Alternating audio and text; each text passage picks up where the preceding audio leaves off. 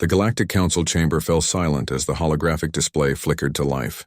Commander Riza of the Valorian fleet stood at attention, his crystalline exoskeleton reflecting the dim blue lights of the assembly hall. For 300 years, Earth had been nothing more than a faint signal on the edge of known space, a quarantined world, sealed behind an impenetrable barrier of unknown origin. "The barrier is gone," Riza announced, his voice steady despite the tremor of uncertainty that ran through his thoughts. "As of 6 standard cycles ago, Earth's isolation has ended." Murmurs rippled through the assembled delegates. Species from 1,000 worlds exchanged worried glances. Earth, the legendary cradle of humanity, had been hidden since the Great Departure, when the first human colonists had fled their dying world to scatter across the stars. Those descendants had built empires, joined the galactic community, and nearly forgotten their origins. But the original humans who remained behind? They had become myth. Diana Chen adjusted her neural interface as Earth's first diplomatic vessel breached the outer markers of Valorian space. She was young by Earth standards, barely 35, but her eyes carried the weight of knowledge that made elder species uncomfortable. As humanity's appointed first contact specialist, she had studied 3 centuries of intercepted galactic transmissions, learning every language, every custom, every weakness. "Approaching the station now," her pilot announced. "They're scanning us. Energy signatures are primitive compared to ours." Diana smiled faintly. "Don't underestimate them. They've survived this long without us." What the galaxy couldn't know was that Earth's isolation hadn't been an accident. Humanity had chosen to hide, to watch, to evolve in silence while the rest of the galaxy stagnated in comfortable mediocrity. Riza waited at the docking bay, flanked by 6 armed guards. He'd reviewed everything known about original humanity. Aggressive, unpredictable, prone to violence.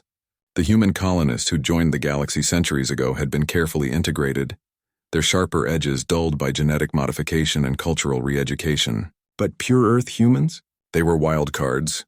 The airlock hissed open. Diana stepped through alone and unarmed. She wore simple gray attire that seemed almost primitive. No visible technology, no armor, no weapons. Riza's tactical overlay scanned her repeatedly, finding nothing threatening. "Commander Riza," Diana said in perfect Valorian, bowing with precise cultural accuracy. "On behalf of Earth and her 8 billion citizens, I bring greetings to the Galactic Council." 8 billion. Riza's internal processor stumbled.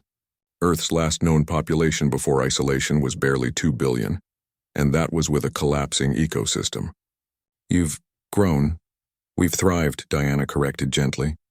"May we speak somewhere more private? I have much to share, and I suspect the Council will want discretion initially." Something in her tone made Riza uneasy. This human moved with quiet confidence, spoke with careful precision, and her eyes missed nothing. She'd already catalogued every guard, every weapon, every exit point. In the private briefing room, Diana activated a small device. Holographic data bloomed between them. Cities, ships, technologies that made Riza's combat-hardened mind real. "While you explored the galaxy," Diana began, "we rebuilt. We didn't have the luxury of finding empty worlds to colonize or alien allies to trade with. We had one planet, finite resources, and the knowledge that we'd been left behind." The images shifted. Fusion reactors that dwarfed anything in Valorian space.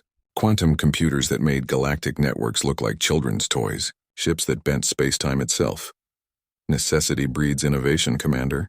We couldn't expand outward, so we expanded inward. Into the quantum realm, into genetic optimization, into perfect efficiency. Every resource was precious. Every mind was trained. Every innovation was built upon until we achieved what your galaxy never needed to. True post-scarcity civilization." Riza's exoskeleton flickered with stress. "Why reveal yourselves now?" Diana's expression softened. "Because isolation was never the goal, survival was. We needed time to ensure that when we rejoined the galaxy, we could protect ourselves and our interests.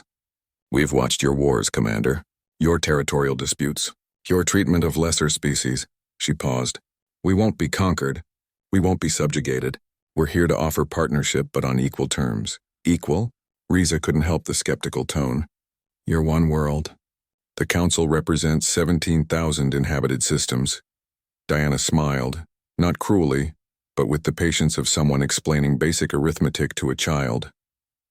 Commander, our manufacturing capacity exceeds your entire industrial sector. Our ships can cross the galaxy in weeks, not months. Our medical technology has eliminated death from aging. Our AI systems could hack every computer in Council space simultaneously. She leaned forward. We don't seek dominance, but we won't accept subordination either. The door burst open. Council security forces poured in, weapons raised. Behind them, High Chancellor Vortok, a massive four-armed being, glowered at Diana. Arrest this human, Vortok commanded. Her vessel will be impounded for study. Earth will accept Council authority or face consequences. Diana didn't move. She simply looked at her wrist where a small band pulsed with soft light. I was hoping we wouldn't reach this point. Threats? Vortok laughed, a sound like grinding metal. You're alone, human. Your ship is surrounded by our fleet. Actually, Diana said calmly, I'm broadcasting to 8 billion humans who've been watching this conversation. And your fleet is currently experiencing unexpected systems failures. Every screen in the station flickered. Council security weapons powered down. Emergency lights activated. Riza checked his tactical display and felt his blood freeze. The orbital defense grid was offline. Communications were scrambled. And surrounding the station, having appeared from nowhere, were 12 Earth vessels, each one radiating energy signatures that his sensors literally couldn't quantify. Diana stood slowly. Humanity offers the Galactic Council friendship, trade, and alliance. What we won't offer is submission. 3 centuries ago, you abandoned us to die. We didn't die. We evolved.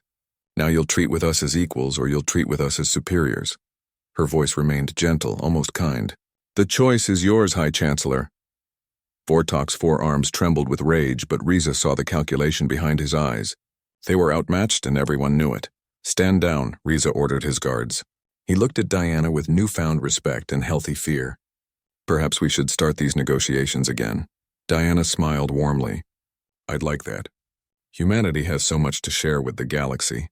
Art, culture, technology, philosophy. She walked toward the viewport where Earth's ships hung in perfect formation against the stars. We've been alone for so long. It's time to come home. As the Council scrambled to respond to this new reality, Riza understood one truth with crystalline clarity. The balance of galactic power had just shifted forever. Humanity hadn't just survived their isolation. They'd used it to become unstoppable.